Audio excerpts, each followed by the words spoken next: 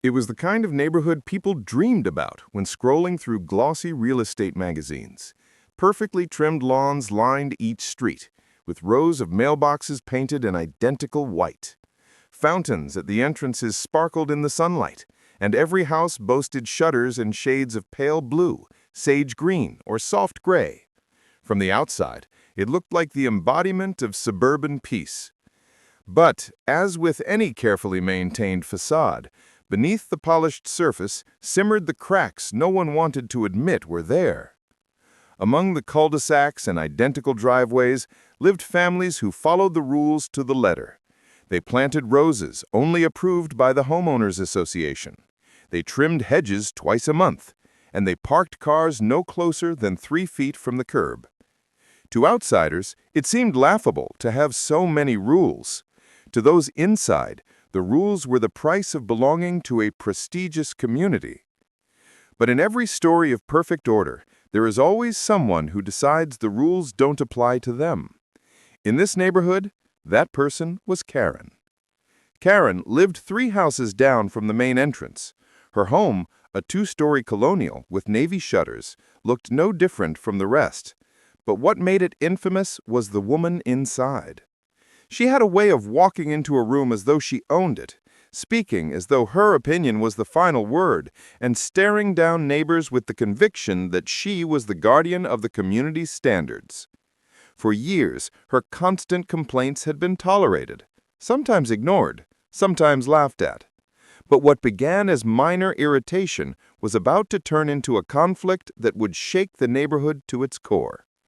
It started with something small, as these things always do. A new family had just moved in at the far end of the street. They weren't careless, nor were they breaking any serious rules. But to Karen, their very presence was offensive. Their lawn ornaments were too tacky. The recycling bin was an eyesore. Their choice of driveway gravel was not in keeping with the aesthetic. She muttered these complaints to anyone who would listen, convinced she was the spokesperson for the entire block. But what Karen didn't anticipate was resistance.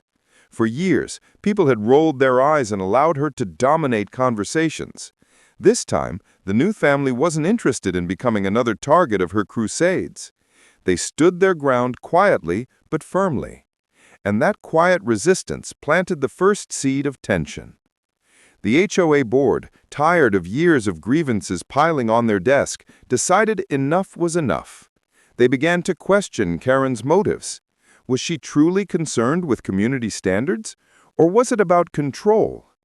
For the first time, neighbors whispered behind closed doors about taking action. Karen, of course, had no idea. She walked her dog along the street each morning, stopping to inspect mailboxes, snap photos of cracked pavement, and point out weeds in other people's flower beds. She was convinced the neighborhood would collapse into chaos without her vigilance. But that very arrogance would become her downfall. The day that changed everything came with the sound of a delivery truck. A large, bright red pickup pulled into the driveway of the new family's home. The truck was shiny, loud, and most importantly, not on the approved vehicle list. Karen's eyes narrowed from across the street.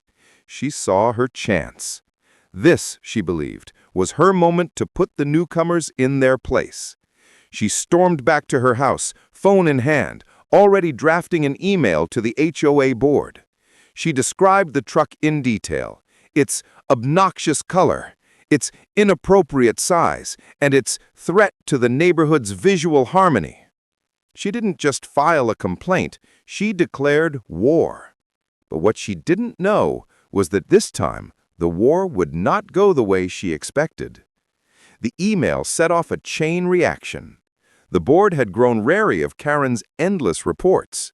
Instead of siding with her, they forwarded the complaint to the entire neighborhood, asking for opinions. And for the first time, residents had the chance to weigh in openly.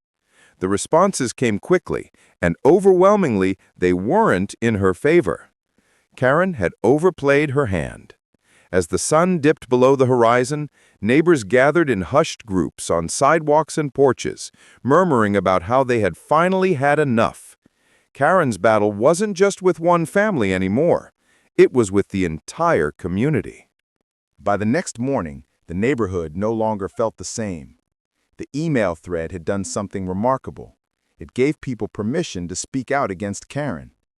For years, frustration had simmered quietly, whispered at backyard barbecues or muttered in passing. But now, for the first time, their complaints had a stage. The replies filled the inbox faster than anyone could have predicted. Some were measured, pointing out that the truck was no violation of HOA guidelines at all. Others were blunt, accusing Karen of harassment and bullying. The words, "Enough is enough," echoed through message after message. When Karen opened her phone, expecting cheers of support, she was met instead with a wall of criticism. Her face tightened, her lips pursed, and her fingers trembled with indignation. This wasn't how it was supposed to go. She had been the self-appointed guardian of standards for so long that she couldn't fathom the idea of her neighbors turning against her. But instead of backing down, she doubled down. She marched through the neighborhood like a soldier on patrol, pointing at trash cans set out too early, measuring grass with a tape measure, and photographing driveways with a sense of righteous fury. Each report she sent only fueled the growing resentment. The more she pushed, the more the community pushed back. Meanwhile, the family with the red pickup truck watched quietly. They had expected hostility, but not on this scale. What surprised them most wasn't Karen's obsession. It was the support pouring in from everyone else. Neighbors they hadn't even met stopped by to introduce themselves, to welcome them, to quietly say, "Don't worry, we're with you." In a way, Karen had accomplished what no HOA committee ever could. She united the neighborhood, but against herself. Behind closed doors, the HOA board held late-night meetings. Their inbox was overflowing with formal complaints, not against the truck, but against Karen. People detailed her years of harassment, notes left on doors, passive-aggressive confrontations, and endless photos of violations that never existed. It was a history they had ignored for too long, and now it demanded action. But Karen wasn't blind to the shift. She could feel the stares when she walked her dog, hear the low whispers that silenced as she passed. Her empire of control was crumbling, and for the first time, she felt fear. Still, her pride was too strong to admit defeat. She convinced herself this was a phase, a misunderstanding, something she could still turn around if she just pushed harder. Her chance came at the next HOA meeting. Chairs were set up in neat rows in the community clubhouse, and nearly every household sent someone to attend. The air was thick with anticipation, the kind that comes before a storm. Karen arrived early, taking her seat in the front row, her clipboard clutched like a weapon. She believed she was about to give the performance of her life. When the board called the meeting to order, Karen immediately stood, her voice rising above the room. She launched into her speech about the dangers of lowering community standards, about how one truck would lead to another, and before long, the neighborhood would look like a parking lot for contractors. She gestured dramatically, her words laced with urgency, expecting nods of agreement. But when she paused, the silence was deafening. Not a single clap, not a single voice rose in support. Instead, someone from the back stood and calmly asked, "Why are you the only one who ever complains?" The question hung in the air like smoke. Karen's eyes darted, searching for an ally, but found none. One by one, neighbors began to speak, not against the truck, but against her. They recounted stories of her snapping photos of their kids playing basketball, of her yelling about trash cans at dawn, of her constant attempts to pit one family against another. It wasn't a meeting anymore. It was an intervention. Karen's face flushed, but she refused to sit down. She shouted back, denying everything, claiming it was all lies, a conspiracy, an attack orchestrated by the truck owners. But the more she ranted, the clearer it became that the room had turned against her. By the end of the night, the board made their announcement. An official vote would be held to decide whether Karen's repeated harassment was grounds for disciplinary action and possibly removal from the HOA board altogether. Karen left the clubhouse with her head held high, but inside, Panic clawed at her chest. For the first time, she wasn't the one controlling the narrative. For the first time, she was the target. As she slammed her door shut behind her, she promised herself one thing. She wasn't going down without a fight. The war for the neighborhood had only just begun. Karen barely slept that night. She paced her living room like a caged animal, muttering to herself about betrayal. Every face in the neighborhood replayed in her mind, the stares, the whispers, the way no one stood by her at the meeting. It gnawed at her pride. For years she had been the loudest voice, the self-proclaimed enforcer, the one who held everyone else accountable. And now, overnight, she was painted as the villain. To Karen, there was only one explanation: conspiracy.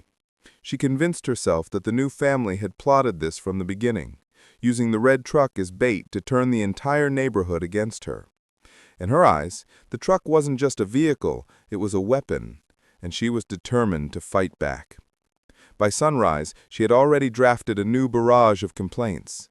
She printed out sections of the HOA handbook, highlighting vague clauses about unsightly appearances and disturbance to community harmony. She filled her phone with dozens of photos, not just of the truck, but of every minor imperfection she could find in the neighborhood. Cracks in the sidewalk, faded paint on mailboxes, weeds between driveway bricks. She bundled them into long, dramatic reports and sent them to the board, with subject lines that screamed urgency, neighborhood decline alert, and immediate action required. But this time her efforts backfired spectacularly. The board had grown tired of the avalanche of complaints. Instead of forwarding them quietly as before, they shared them openly with the community, exposing Karen's obsessive behavior in black and white. Each report read more like a personal vendetta than a genuine concern. To her neighbors, it was proof of what they had always suspected. Karen wasn't protecting the neighborhood, she was trying to control it. The backlash was swift. Families that had once stayed silent now spoke up.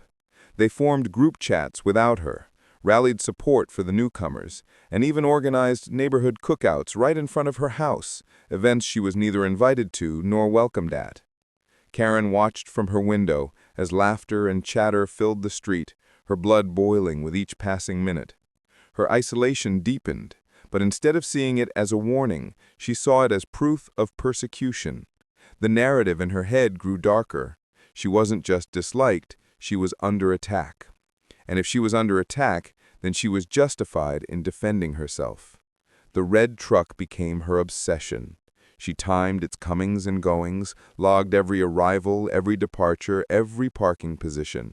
When the family's teenage son washed it in the driveway, Karen filmed the entire process, narrating her outrage as though she were a reporter documenting a crime.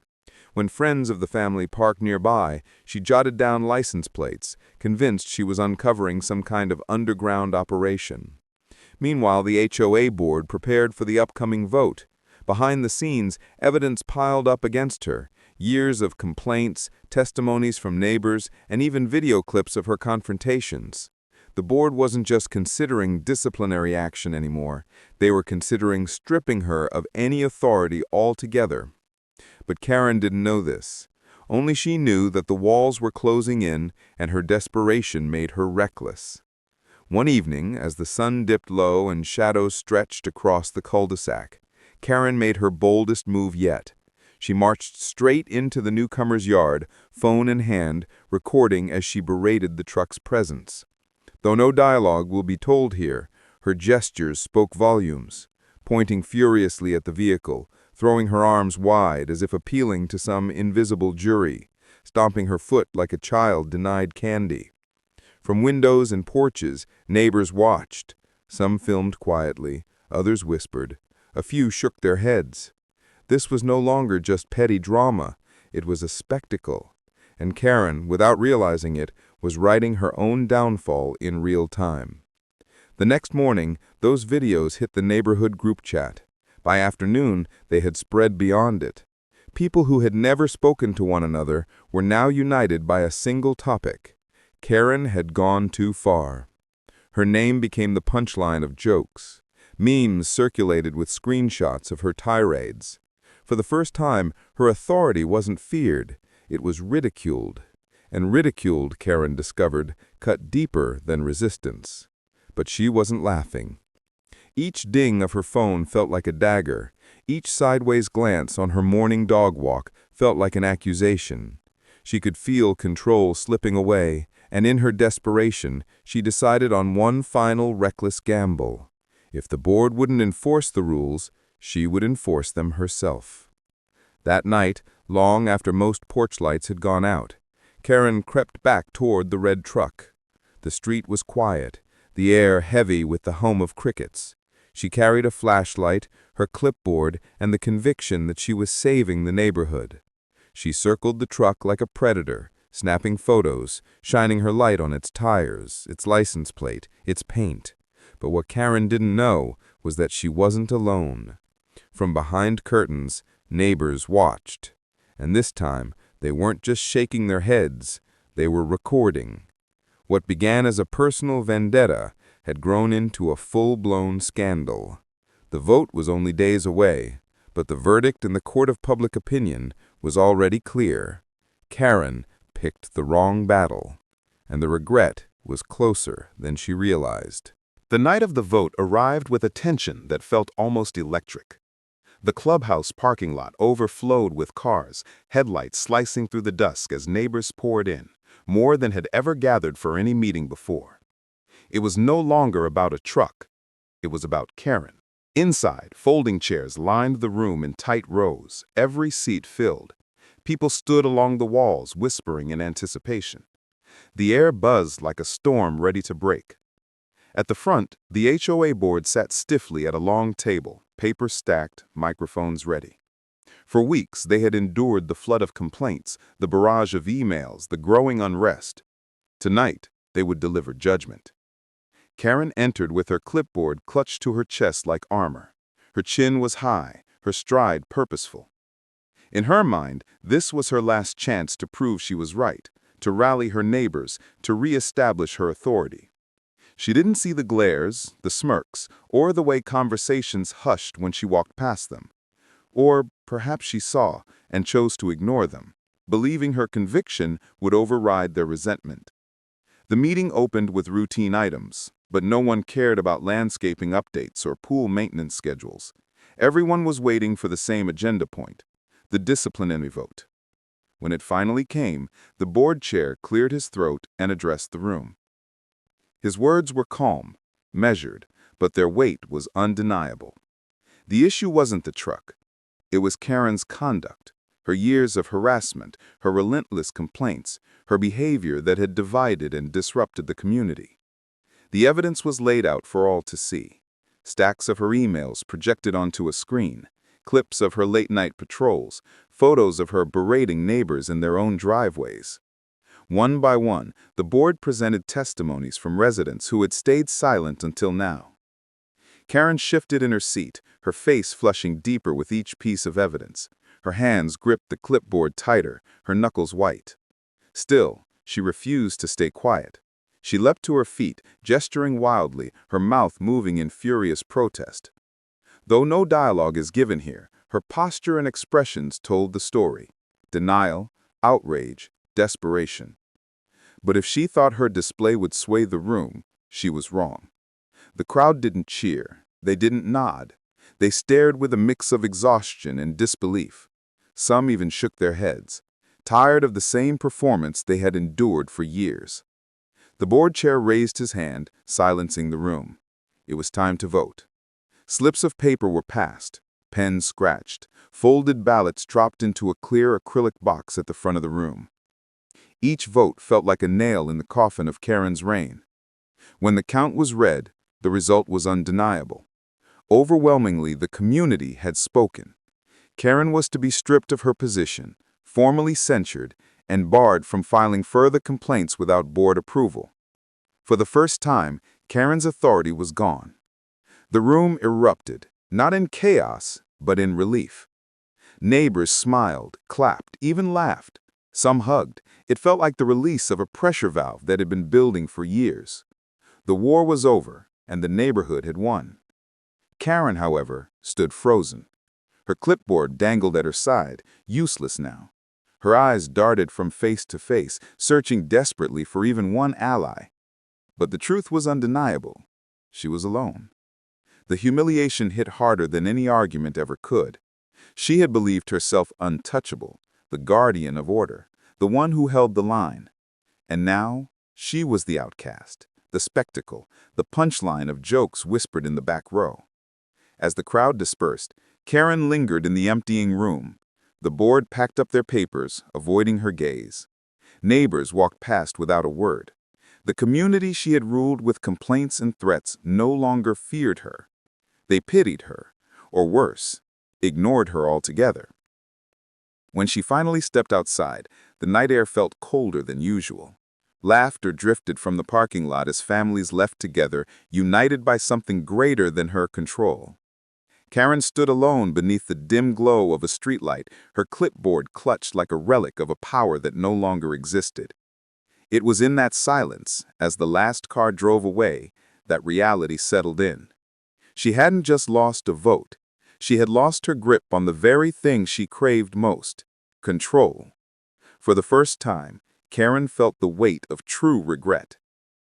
But the story didn't end there, because while the neighborhood celebrated its victory, Karen was already plotting her next move. And sometimes, the most dangerous enemy isn't the one who shouts the loudest. It's the one who refuses to accept defeat. The days following the vote were unlike anything the neighborhood had ever experienced. Without Karen's constant complaints filling inboxes, there was peace. Children played basketball in driveways without fear of reprimand. Families left their trash bins out overnight without receiving passive-aggressive notes. For the first time in years, the community felt united. But for Karen, every sound was a reminder of her defeat. Laughter from porches stung like salt in a wound. The sight of the red truck parked proudly in the driveway felt like a personal insult. Even the small talk of neighbors she once commanded now carried on without her, their voices warm and carefree, as though she had never existed. She refused to accept it.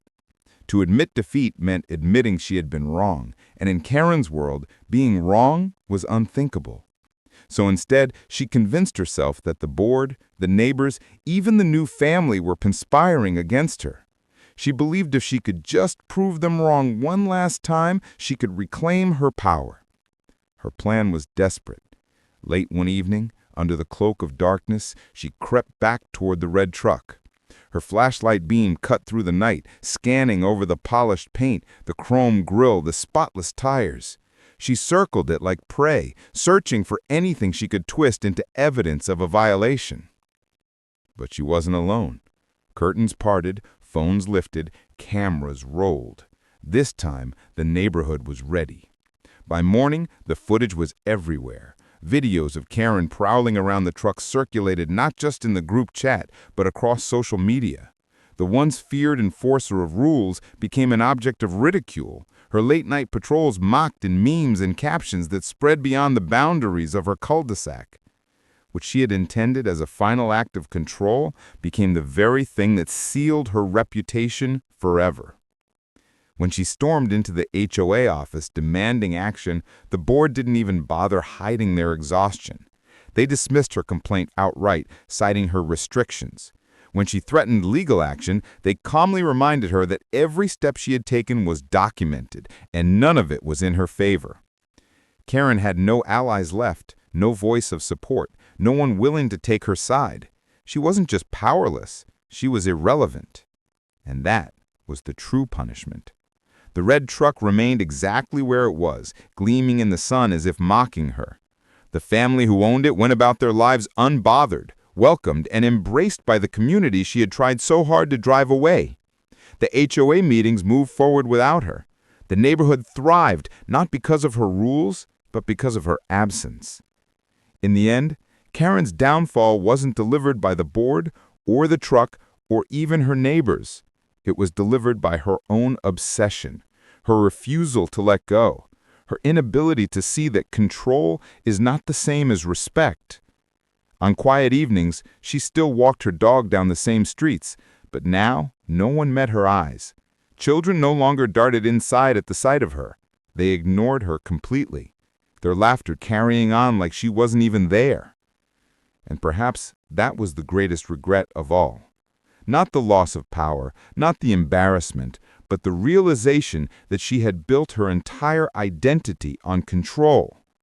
And in the end, control had left her with nothing. The battle was over. Karen had picked the wrong fight, and this time, the regret would last forever.